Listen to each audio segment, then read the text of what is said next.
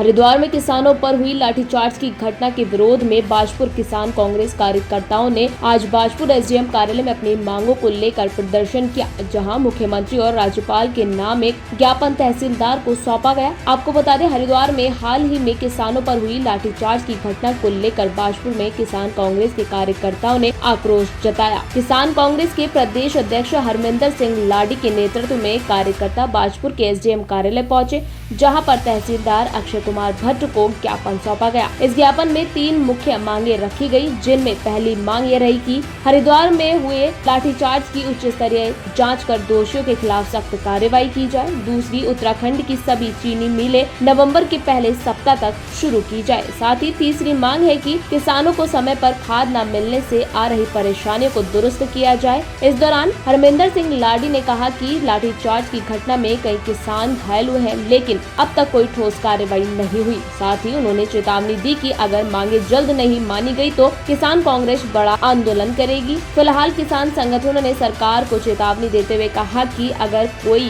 ठोस कदम जल्द नहीं उठाया गया तो आंदोलन को और तेज किया जाएगा। अब देखना होगा कि राज्य सरकार इस पर क्या रुख अपनाती है। ब्यूरो रिपोर्ट, परवश शांति न्यूज। किसान को कुचलने की राजनीति जब से भी सेंटर में बीजेपी आई है, स्टेट में आई है, ये किसान और मजदूर को कुचलती है।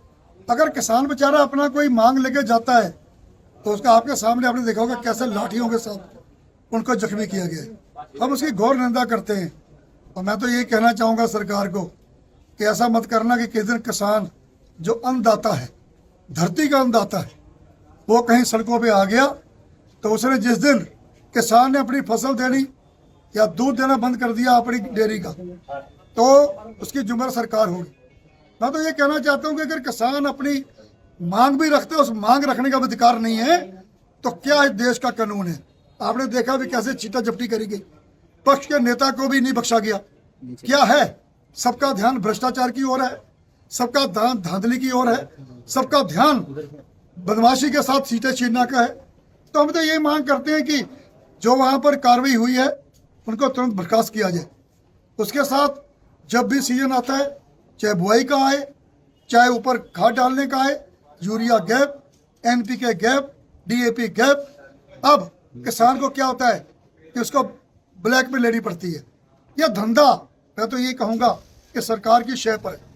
अगर सरकार टाइम से ये सब चीज़ें उपलब्ध करा दे तो ये ब्लैक ना हो, किसान को बेचारे को खाद मिले। किसान तो पहले ही हैंड टू माउथ रहता है।